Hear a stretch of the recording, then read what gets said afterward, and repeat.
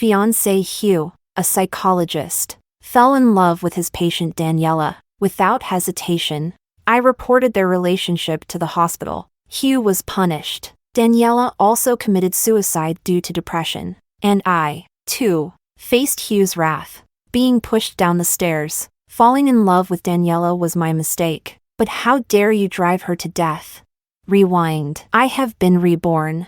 I hear the 18-year-old Hugh and Daniela exchanging voice messages. He simply clarifies, his tone affectionate. Grace is just my neighbor. It's you I love, my little rose. Separated by a door. In my hand, I clutch Hugh's cancer diagnosis.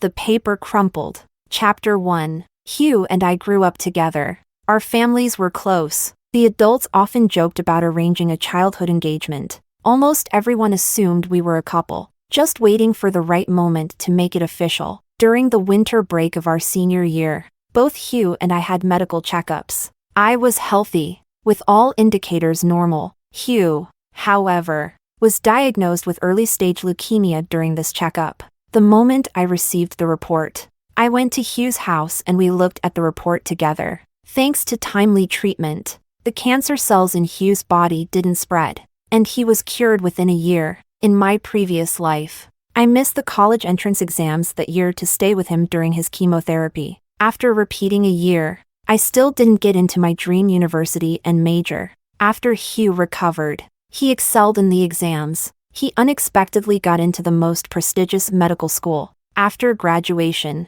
he even became a sought-after psychologist. This time, I won't sacrifice my future and youth to help a scumbag grow. I placed the medical report on the entrance cabinet at the Sun family's house. I also returned the key to their home. Mr. Sun was always busy with business, leaving early and returning late. Mrs. Sun loved socializing and playing cards. She wouldn't stop until she had her fill. As for when they would see that medical report, who knows? Chapter 2. Back home, I watched as my parents, who looked much younger, were excitedly discussing something. It really felt like a lifetime had passed. When my dad saw me come home, he told me that the family was planning to buy a new house. The house we lived in was allocated by the company years ago. By the time I was in my senior year of high school, 3 generations had already lived there. In my past life, my parents had finally saved enough for a down payment on a house. But because I didn't want to abandon Hugh when he was seriously ill,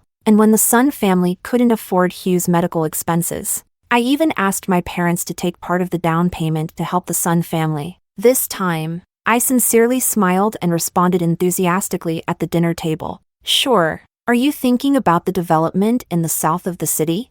My parents exchanged a glance. They had been considering several developments, and the one in the south of the city was their favorite. We lived in the east of the city, with my school and my parents' workplaces all in the city center. Commuting to school and work wouldn't be affected. But, my mom asked concernedly, will it affect your studies? I smiled gently. Mom, in the second half of my senior year, I can stay in the school dorms. But, my mom's gaze paused. But it will be hard for me to help you move. After I said that, my mom obviously breathed a sigh of relief. After dinner, I went back to my room to review my homework. In reality, I was listening closely to my parents' conversation in the other room. My dad was washing dishes while talking to my mom. Kids are unpredictable. How can they be so sure? Today, you sounded her out. And didn't she say it wouldn't affect her? My mom, still uneasy, said, let's hope so. Moving far away. Will Grace really be willing to leave Hugh?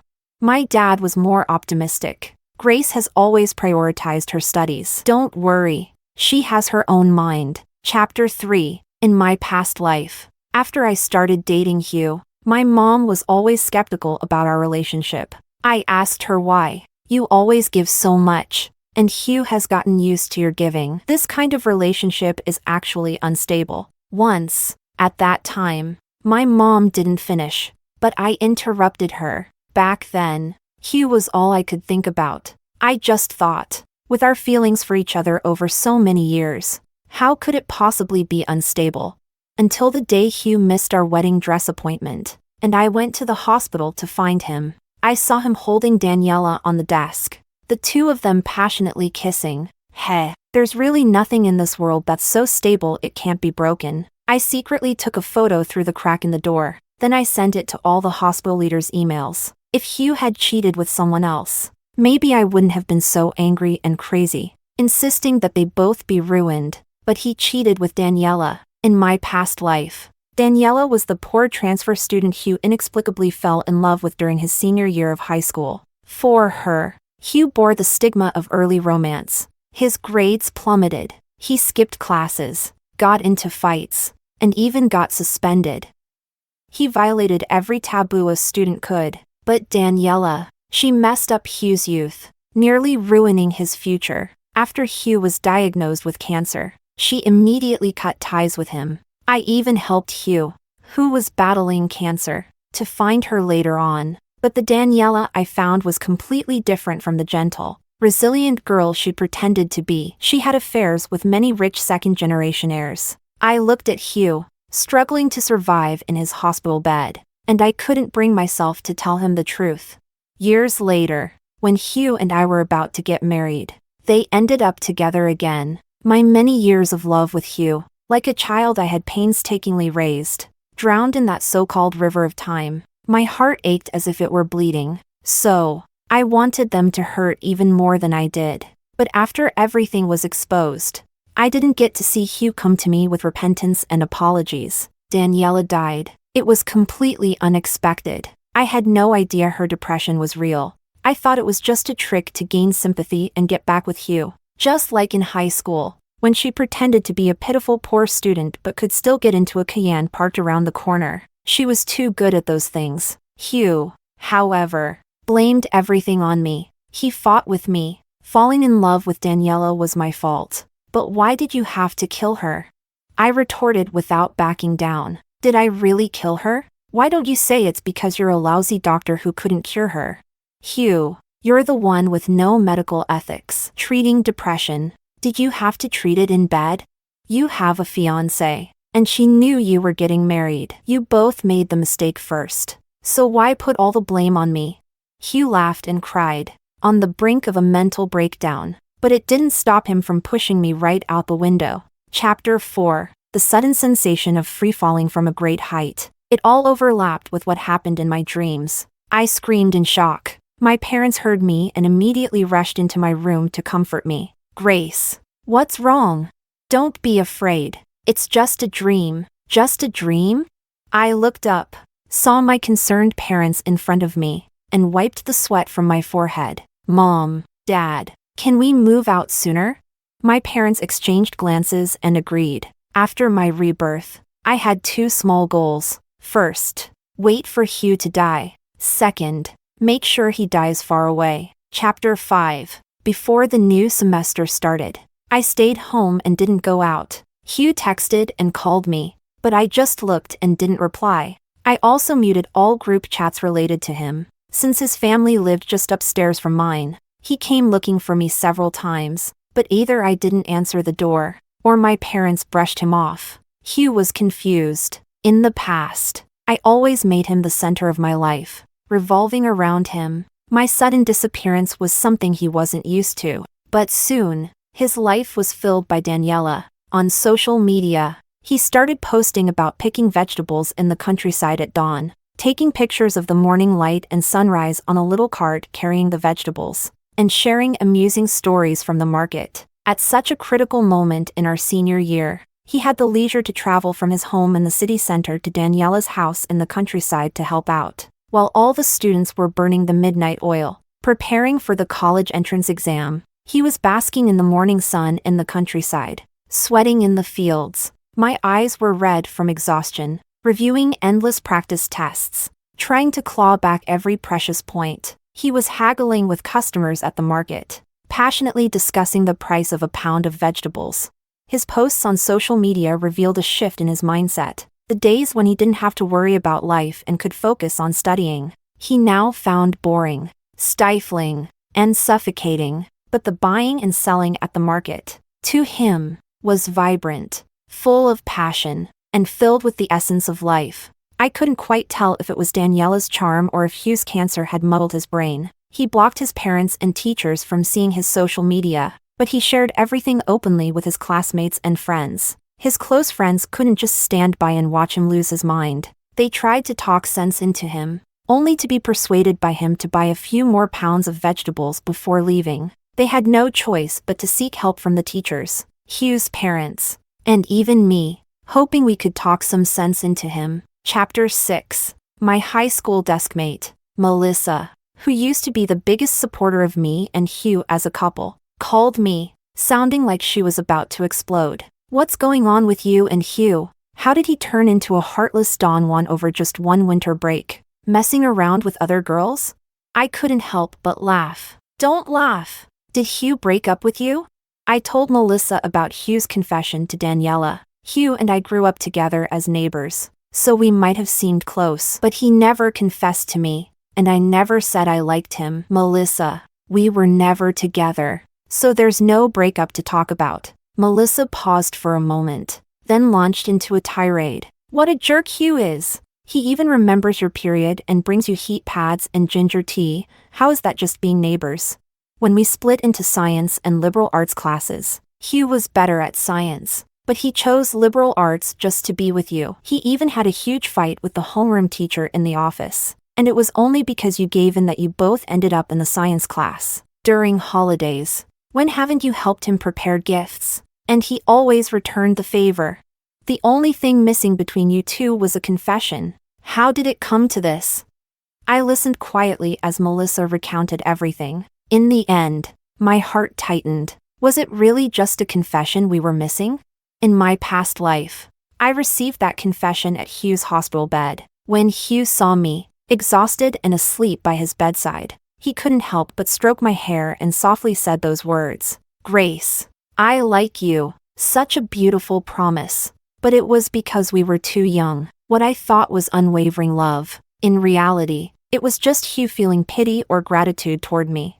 I could do everything in my power to save Hugh's life, but Hugh could also, because of Daniela's death, easily take mine.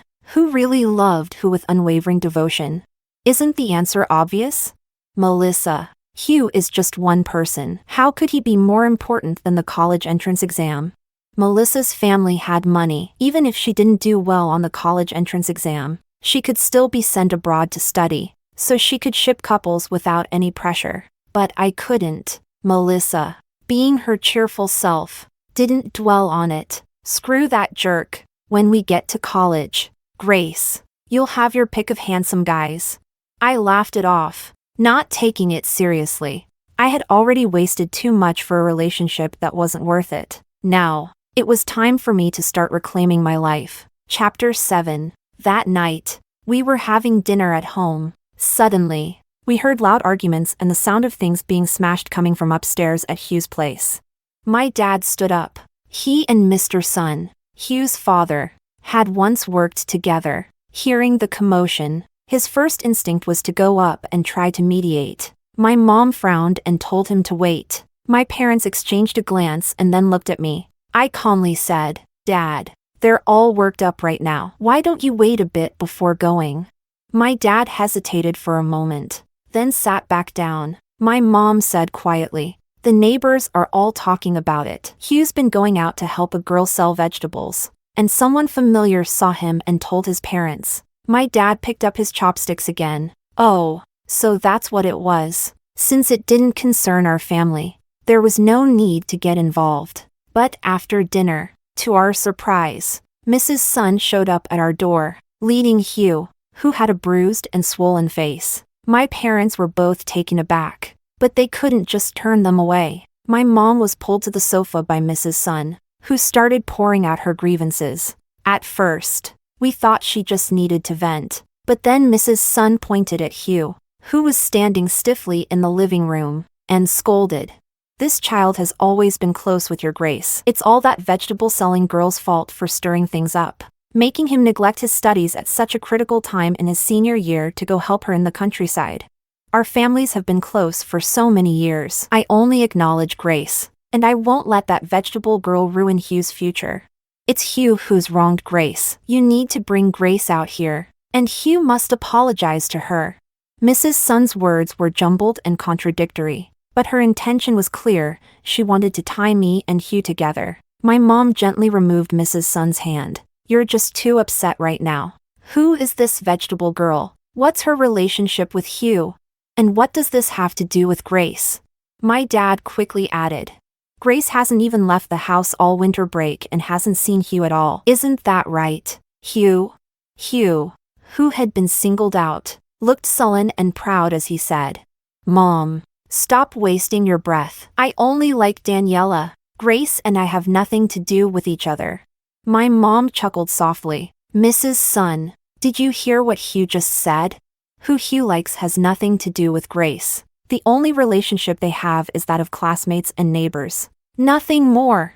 My dad also hardened his tone. They're in their senior year now. Why are you still thinking about who they're involved with? I need to have a talk with old Mr. Sun and see what he means by all this. Seeing Hugh ruin her plan and my parents not playing along, Mrs. Sun stopped crying, quickly pulling Hugh out of our house. She had come without telling Mr. Sun. If he found out, there would be another huge argument at home. As my dad closed the door, he called out, Don't come back again. After the door was shut, he turned to my mom and complained, We need to move out of here soon. Neighbors like this, who think they can barge in and treat our daughter as a backup plan just because of a few years of neighborly relations. They think Hugh is some treasure, and our daughter can't live without him? What nonsense. Chapter 8. The apartment complex in the south of the city was a second-hand property, but the previous owner had never lived there, so it was as good as new. The furniture and appliances were all in place, so it was almost like we were just moving in with our bags. On the day of the move, my dad hired a large truck to transport some important items. Our neighbors of many years kept asking why we were moving so suddenly. My dad laughed and said, Out with the old, in with the new. We were going to move eventually, so doing it now saves us some trouble. Mrs. Sun was hiding on her balcony, secretly watching us move. She didn't dare to show her face, afraid of attracting gossip. But then Hugh, with his bruised and swollen face, appeared. He looked anxious and worried as he asked, Grace, why is your family moving so quickly? I replied irritably, So that no one can treat me as a backup plan. He quickly explained, Grace, that was my mom's idea. I never thought. I cut him off. I was home that day, and I heard it all. Hugh, we have nothing to do with each other anymore. Hugh's lips turned pale. My words seemed to have the effect of a final verdict in court. Hugh and I had long since ceased to have any relationship. As we spoke, I caught sight of a thin figure peeking around the corner of the entrance to the complex. It was Daniela. I deliberately leaned closer, making it look like Hugh and I were standing close together, as if we couldn't bear to part. Hugh was still trying to salvage something. Grace, can we still be friends? I gave him a mocking smile. Hugh, don't think too highly of yourself. I don't even want to be neighbors with you, so why would I want to be friends? If it weren't for the fact that it's inconvenient to transfer schools in our senior year, I wouldn't want to see you again from now on. Just like you said, we have nothing to do with each other. I emphasized the words we. Hugh's face showed a hint of heartbreak. Look at that. After he casually reduced our more than 10 years of childhood friendship to being mere neighbors, now that I was really distancing myself from his life as he wished, he suddenly started feeling nostalgic. How pathetic. My mom called out, Grace, it's time to go. Coming. I responded cheerfully and ran to my parents like a bird returning to its nest. It was only after being reborn that I truly understood the saying. The caged bird longs for its old forest, and the pond fish yearns for its deep abyss. No matter how fierce the storm outside, at least I still had a home. Chapter 9. After the truck was fully loaded, our family got into our car and waited for the property management to open the gate. As expected, I saw Daniela crying as she ran into Hugh's arms. This was during the busiest time of the day in the complex. Mrs. Sun had been watching everything from her window the whole time. How could she not see the vegetable-selling girl she despised, openly running to her son right outside their building to seduce him?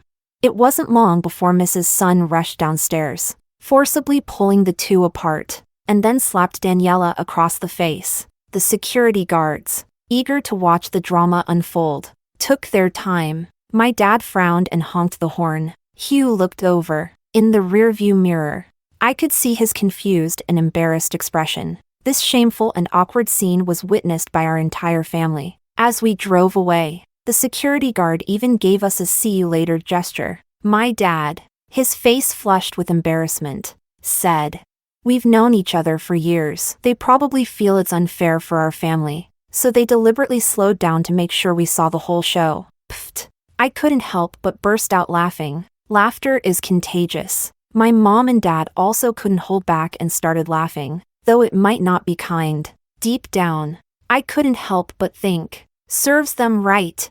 Chapter 10. After being reborn, I had two small goals. First, wait for Hugh to die. Second, make sure he dies far away. Chapter 11. After we moved, my parents let me choose my room first, and I picked the one facing east. In the early morning, I could see the first ray of sunlight. It felt like a new beginning. The gentle sunlight dancing across my pages felt like playful little sprites. I had lived a whole life, and it had been a muddled one. Time was too precious for me now. With only a few months left before the college entrance exam, I asked my parents if they could help me find a one-on-one tutor. They didn't say much but were quietly relieved that the whole situation with Hugh hadn't affected me too much. They quickly found a suitable tutor through some connections. He was a sophomore from a prestigious university named Angelo. True to his name, he was a natural at science. Even the most tedious science subjects became clear and profound when he explained them.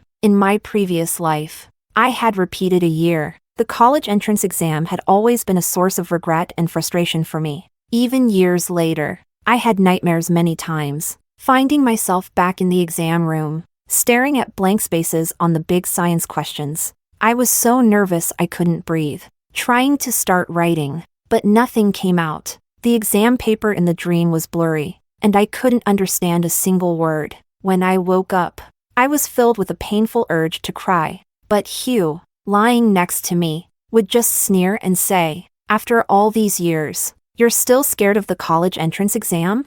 No comfort at all. He had already achieved success. So of course, he didn't care about my feelings. But I couldn't just let it go. Only then did I realize that what I feared most wasn't the exam itself, but the overwhelming sense of losing control over my own fate. Chapter 12. Winter break ended, and I returned to school. Melissa greeted me with concern, wrapping her arm around mine. "Grace, are you okay?"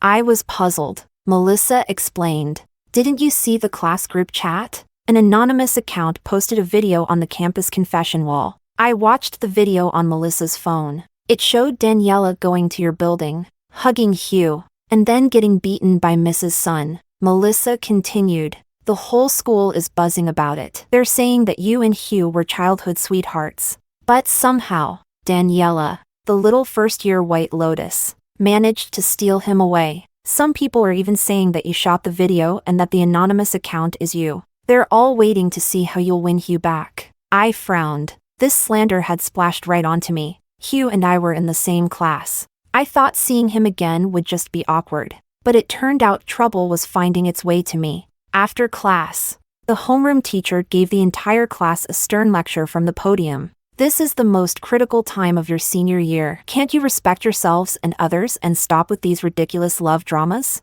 I raised my hand and requested to change seats. The teacher glared at me for a moment, then turned his glare toward Hugh, who sat in front of me. In the end, he moved both of us to the farthest corners of the classroom, almost as if he were exiling us to the edges of the world. Our grades had always been in the top 10 of the class, and sometimes Hugh even topped the entire grade in a single subject. The homeroom teacher might tolerate someone ruining their own future, but he wouldn't allow it to affect other students. I told my dad about the situation, and he immediately brought the neighborhood surveillance footage to the homeroom teacher. The footage showed that our family was busy moving out and leaving the neighborhood. As for Daniela running to Hugh and getting slapped by Mrs. Sun, our car had already left the neighborhood by then. Comparing the video's angle and timeline, it was impossible for me to have shot that video. My dad also repeatedly assured the teacher that I had only been Hugh's neighbor for many years. If certain people don't respect themselves, why should my daughter be dragged down with them? It's senior year. If this affects my daughter's emotions, how will she prepare for the college entrance exam?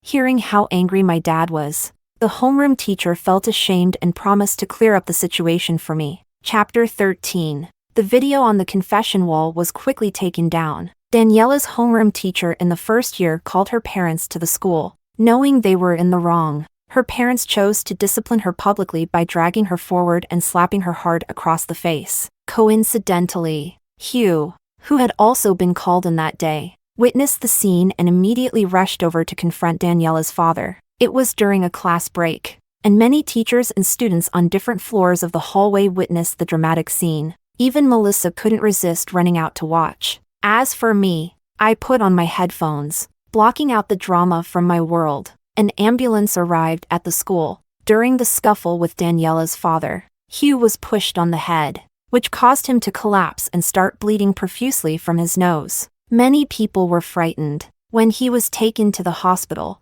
the doctors conducted several tests before solemnly informing Mr. and Mrs. Sun about Hugh's condition. Mr. and Mrs. Sun were stunned. Just a few days ago, their son was fine after getting beaten up. How could a simple push reveal that he had leukemia?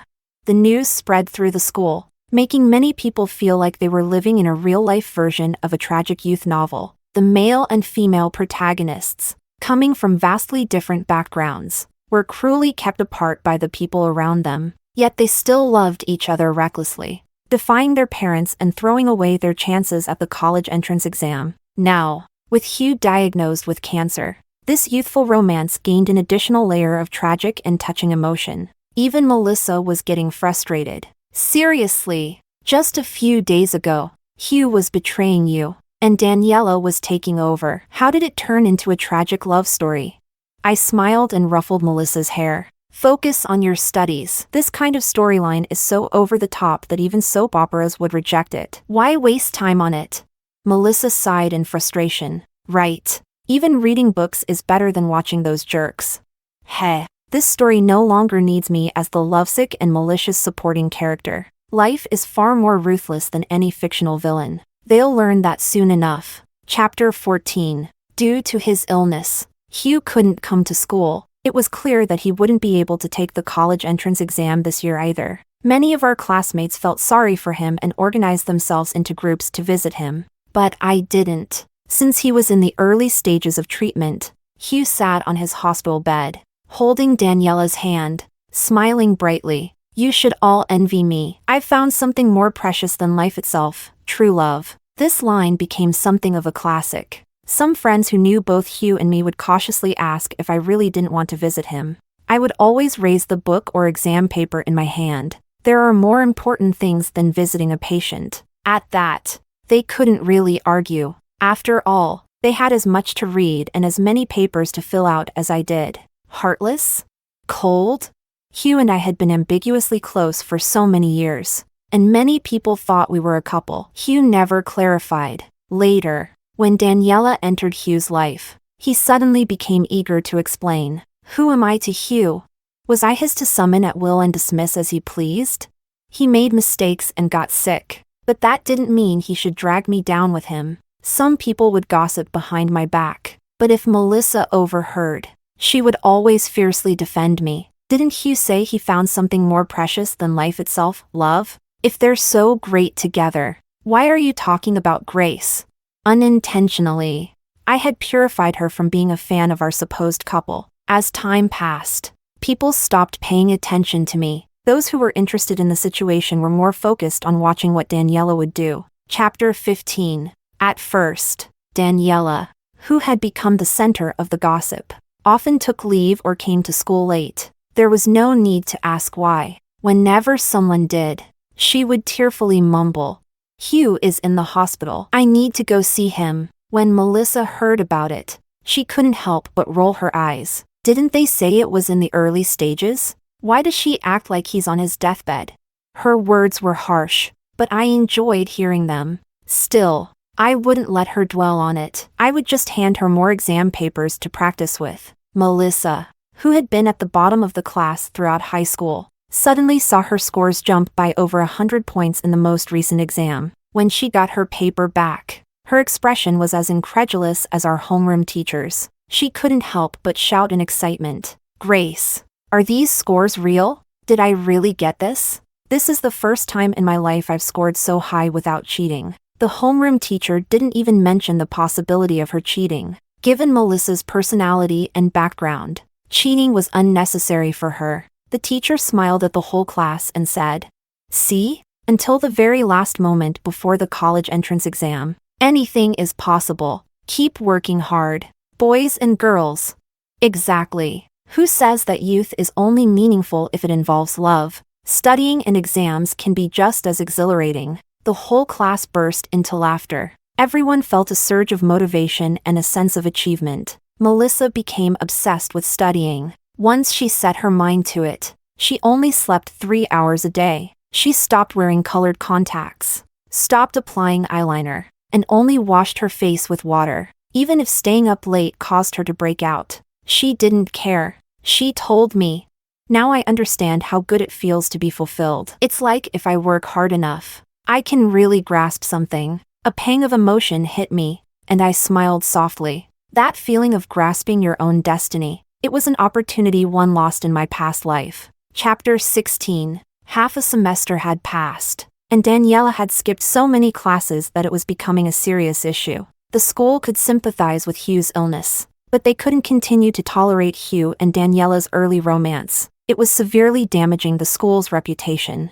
They advised Daniela's parents that it might be best for her to take a leave of absence. Daniela's parents had limited means, and it wasn't easy for them to support their child's education. In the end, their daughter wasn't attending school and was instead serving as a free nurse at someone's bedside. They were heartbroken. What hurt them the most was the attitude of Mr. and Mrs. Sun. Even though it was their daughter who had sacrificed her education for Hugh, the Sun family looked down on them as if they were trying to take advantage of the situation. In this environment, could Hugh and Daniela's relationship remain unshaken? The whole world wasn't going to make way for their dramatic love story. While I was working hard for my future, I waited to see the inevitable dead end their love would reach. But one day, during a break, Daniela came to find me. She wanted to ask me to visit Hugh in the hospital. Chapter 17. I'm not a doctor. I can't cure his cancer. What good would it do if I went? You are his love, more precious to him than life itself. If I go, would it be to comfort him with the years of neighborly affection? Or why don't you tell me what you expect me to say or do when I go that would make him as satisfied as you are? Daniela couldn't say a word. Her eyes reddened as if she had been grievously wronged by me. This trick worked wonders in front of Hugh. She didn't have to do anything, and she would win. But now she was standing at the doorway of the senior class, as the center of all the gossip. Her presence at the door seemed almost like a challenge. Melissa pushed through the crowd of onlookers and shouted, "What are you all looking at? Watching her isn't as good as studying and doing your work." Our homeroom teacher, who was following behind, frowned and gave Daniela a stern look. "You're a first-year student, right? What brings you to the senior class?" Daniela timidly replied, "I came to see Grace." The homeroom teacher gave a half smile. "You're Hugh's little girlfriend, right? Shouldn't you be at the hospital with Hugh at a time like this?" Daniela's pitiful face flushed red and then paled, only to turn red again. Everyone in the school knew about their tragic love story. What was there to deny? "I wanted to ask Grace to visit Hugh." The teacher cut her off. "Hugh is also my student, and I'm keeping an eye on his condition. His recent chemotherapy has been tough on him. He's lost all his hair and is feeling pretty miserable. Would it really be appropriate for us to visit him in that state?" Daniela tried to use moral blackmail, but the teacher skillfully deflected it. I found it amusing. Why did she think everyone else was too stupid to see through her little tricks? Had she gained so much confidence from manipulating Hugh? Seeing that she wouldn't give up, Melissa spoke up. "Teacher, why don't we go as student representatives to visit Hugh this afternoon?" For some reason, the teacher immediately agreed. Daniela's eyes widened in shock. Clearly, this wasn't the outcome she had expected. Most people just wanted to watch the drama unfold. My life isn't a play for others' entertainment. They can watch all they want, but I can also choose not to perform. But since Daniela loves to act so much, I'll let her act to her heart's content. Chapter 18. Hugh's condition was indeed not good. His eyes were sunken with dark circles, his cheeks hollow, and he was so thin that he barely looked human, a moving skeleton. Really, when Melissa saw him, she looked like she had seen a ghost. This was a sight I had seen in my previous life. Back then, my heart had nearly shattered from the pain. I had turned away, unable to hold back my tears. Now, Hugh lay in bed, wearing a wool hat that covered what little hair he had left, lifelessly staring at the ceiling. His illness caused bouts of dizziness and vomiting. Mrs. Sun was cleaning up his vomit. The entire room was filled with a nauseating smell. Melissa couldn't take it anymore and rushed to the bathroom. Hearing the sound, Mrs. Sun, without turning around, began to scold. "Daniela, you little brat. Where are you running off to?" When the homeroom teacher and I looked around, Daniela was already gone. Mrs. Sun froze in place, especially after she saw me. Her movements became even more awkward and unsure. "Grace, it's you." Hugh heard my name and struggled to sit up. Mrs. Sun tried to help him, but he pushed her away. He insisted on sitting up without a word. When he saw me, he forced a smile onto his pale face. He was acting too, acting like a normal Hugh. He was such a proud person. How could he possibly want to see me in such a state? Letting his dignity be trampled? I heard Mrs. Sun sniffle, and then I spoke to him. "Hugh, how are you doing? It was Daniela who asked us to come see you, hoping to give you some encouragement. We're about to take the college entrance exam. I really hope you get better and join us in crossing that bridge together." Even the simplest words of encouragement were bitterly ironic to Hugh in his current state. The homeroom teacher and Mrs. Sun stepped aside to talk. A storm of emotions swirled in Hugh's eyes. "Daniela asked you to come." "Yes. She said you wanted to see your teachers and classmates." I had to let him know about Daniela's thoughtful little arrangement. Hugh suddenly shoved the barrier in front of him away and collapsed back onto the bed, his body convulsing uncontrollably. The homeroom teacher quickly called for the doctors and nurses. Through the hospital room door, Mrs. Sun's sobs were heartbreaking, and the teacher let out a deep sigh. I gently patted Mrs. Sun's shoulder and handed her a pack of tissues. "Mrs. Sun, Hugh is so strong. He'll get through this for Daniela." Mrs. Sun looked up at me with a completely devastated expression. Chapter 19. Daniela and Hugh broke up. Chapter 20. It was, after all, a simple matter, just like their love, which had started without any real reason. It ended just as quickly. Daniela could no longer see any sign of love in the care she was providing. She was, after all, still a student, but she had to keep taking leave from school, caring for Hugh in the hospital like a nanny. During that time, she had to endure Mrs. Sun's constant scolding, her own parents' complaints, and the criticism of teachers and classmates at school. She couldn't take it anymore. "It's not like I gave you leukemia, so why does everyone act like it's my fault?" Hugh looked at her as if she were a stranger. "Then why did you make Grace come see me?" Daniela froze for a moment, then stiffened her neck and said, "You've known Grace since you were kids. How could I not know that you have feelings for her too?" Hugh was taken aback. After so many years of being together, he did feel differently about me, but ever since Daniela had appeared, he had been drawn to her. Daniela was like a wild rose growing in the wilderness, vibrant and full of life. Unlike me, who was always focused on studying, her poverty didn't diminish her. Instead, it highlighted her genuine nature. The first time they met was when a child fell in front of a wealthy person's car on the street. Daniela rushed forward to protect the child, arguing passionately with the rich man. At that moment, Daniela was brave and resilient, shining brightly. That was when Hugh fell for her. That's why he fell in love with Daniela. He was even willing to fight against his family, argue with his parents. For her. Why couldn't Daniela be as steadfast in her love as he was? Why, after just a few months, was she saying she was tired? "Daniela, even if you pity me, you shouldn't be saying this to me now." Daniela cut him off. "I've pitied you enough. Why should I pity you anymore? I'm not Grace." Chapter 21. To continue her studies and reduce the impact of rumors on her, Daniela transferred to another city. Her parents, who had originally come to the city to work, Didn't see much difference in moving to another place. Daniela's family didn't even leave a word for Mr. and Mrs. Sun. When they went to look for Daniela, her homeroom teacher simply relayed that Daniela had broken up with Hugh and asked them not to disturb her anymore. Mr. and Mrs. Sun were furious. But what grounds did they have to blame Daniela?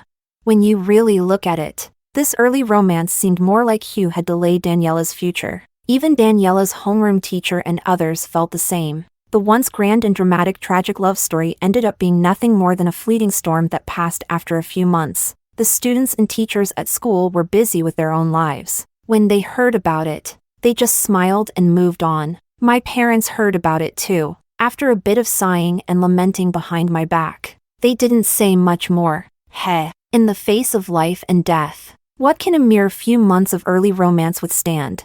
I was foolish in my past life, thinking that because Hugh and I were childhood friends for over 10 years, I couldn't abandon him. I stayed by Hugh's side through life and death. But in the end, as soon as Daniela appeared, all those feelings turned to ashes. It's true, those who are favored are always fearless. I had cared for a gravely ill Hugh, and the process was exhausting, both physically and mentally. So, I knew early on that a girl like Daniela, who was only in her teens, wouldn't be able to handle it. But I still wanted to see their love shattered by reality, and I wanted to see Hugh in his miserable state. Clinging to life. Chapter 22. Hugh didn't disappoint me. As expected, he plunged into memories of Daniela. Mr. and Mrs. Sun had to put in a lot of effort to rekindle his will to live and push him to continue treatment. I stopped paying attention to Hugh and Daniela's situation. With Angelo's help, my grades in science steadily improved,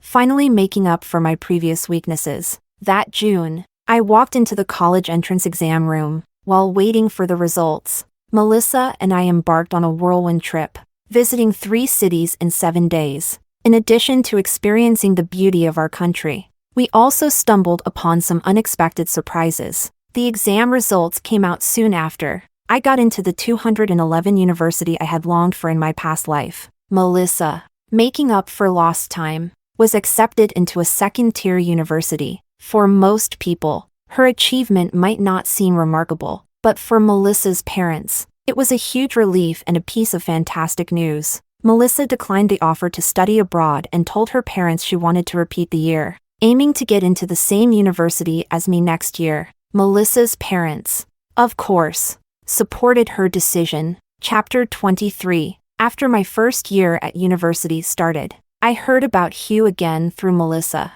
He's recovered and has come back to repeat his senior year. But whether it's due to the chemotherapy or the heartbreak, his grades have really plummeted.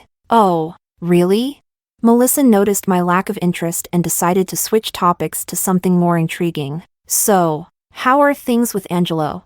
I chuckled as Angelo, who was across the street, was already buying me a milk tea. He's still pursuing me. A teacher-student romance with an older guy. Ooh, how taboo and exciting. Melissa had always been a fan of shipping me with someone, and Angelo was no exception. Angelo's university was in the same city as mine. Not long after I started my first year, he began visiting me frequently, taking me out to explore this ancient city, rich with history and culture. Having lived 2 lives, although not long ones, I could easily read the subtle signs of affection between adults. Angelo had a clean, neat haircut. He was tall, handsome, and incredibly considerate, but he had a habit of treating me like a child, occasionally tapping me on the forehead. When he confessed his feelings to me, I took a long time to figure out when exactly he had started liking me. Angelo took my hand as we walked down the tree-lined campus path,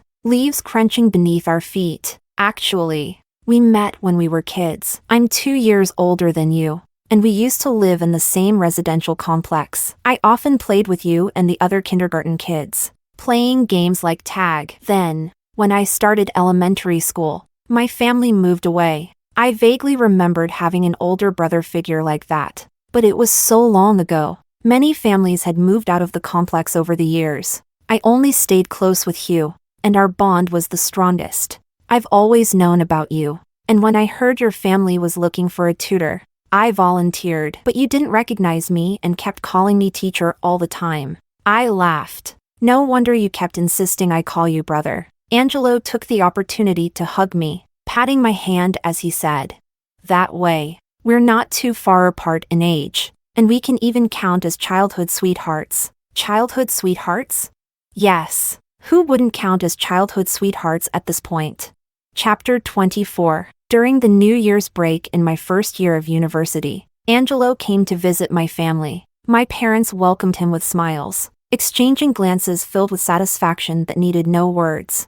I asked Angelo why he was here. Angelo scratched his head. "To pay New Year's greetings, and to see you." I couldn't help but smile. Angelo then added, "There's also something I wanted to discuss with your parents." "What's that?" "Well, it's about getting their blessing." Just as I was about to tease Angelo, the doorbell rang. When my dad opened the door, his expression became a bit complicated. The next moment, Hugh walked in. He happened to catch me peeling an orange for Angelo. Mr. and Mrs. Sun, who were behind him, saw it too. The expressions on all three of their faces were quite a sight. I guess they had come to make amends, so I quickly found an excuse and left with Angelo. As my dad was closing the door, he made sure to tell the Sun family inside.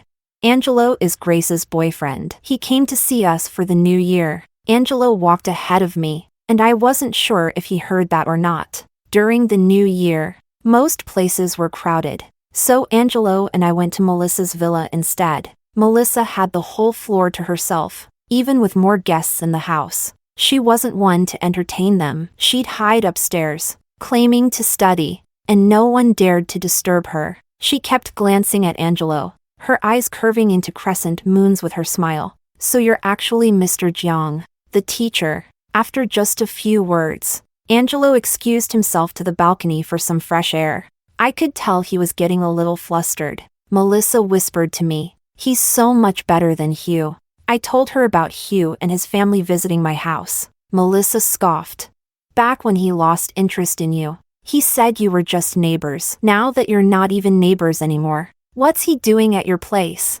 I didn't care what he wanted. Hugh had only been able to hurt me because I liked him. Now, I'm still hoping he dies. Unfortunately, it seems the illness didn't finish the job. Melissa continued. "Hugh's been acting weird since he came back. He can't keep up with his studies, and now he wants to go into business with his dad. The homeroom teacher has tried to talk him out of it several times. With his foundation, he still has a good chance of getting into a top university." An idea suddenly formed in my mind, and it wasn't long before it was confirmed. Chapter 25. After Angelo dropped me off at home, I unexpectedly ran into Hugh in the hallway. Hugh stared at me intently. "Grace, you're back too, aren't you?"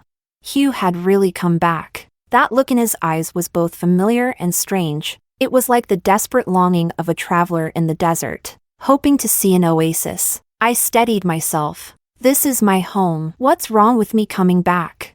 Hugh let out a wistful laugh. "Grace, I've studied micro-expressions. You can't lie to me. We know each other too well." Hugh grabbed my arm. "Grace, I remember everything. In this life, Daniela actually abandoned me. She was ungrateful, and I've already paid for it. But Grace, the one I can't let go of the most is you." I was terrified.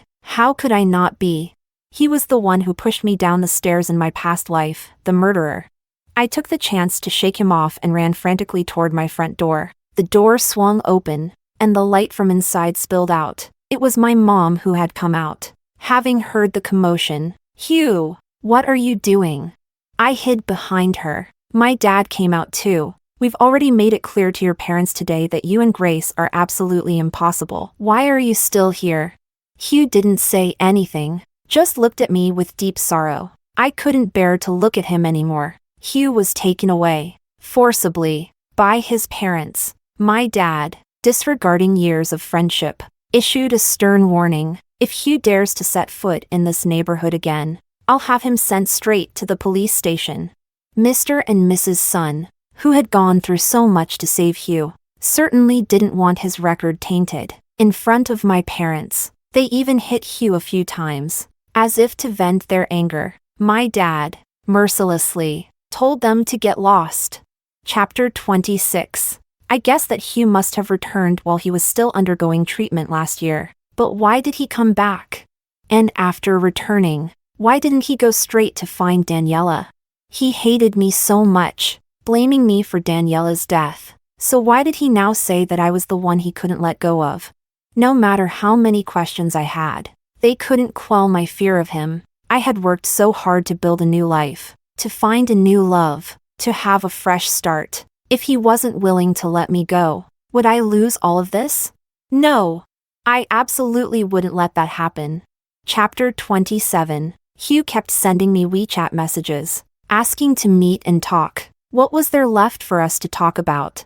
Hugh seemed to sense my reluctance. I owe you, and I need to repay that debt. I glanced at the message but still didn't reply. How could he ever repay the life he took from me?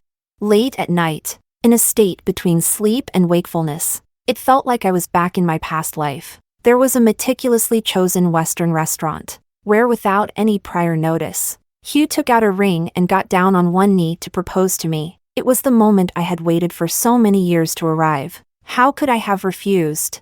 After accepting Hugh's proposal, I was so emotional that I cried and ruined my makeup, forcing me to go to the restroom to fix it. There, I overheard a conversation between Hugh and someone else. One of the guests was a renowned doctor whom Hugh's hospital had recently brought in from abroad. Hugh was vying for a spot on a hospital project and needed the doctor's approval. So, he had chosen this restaurant, a favorite of the doctor's, and staged the proposal to leave a strong impression that he was responsible and stable. The dream I had waited so long for. It had come true, but it was all tainted by ulterior motives. Did Hugh truly love me?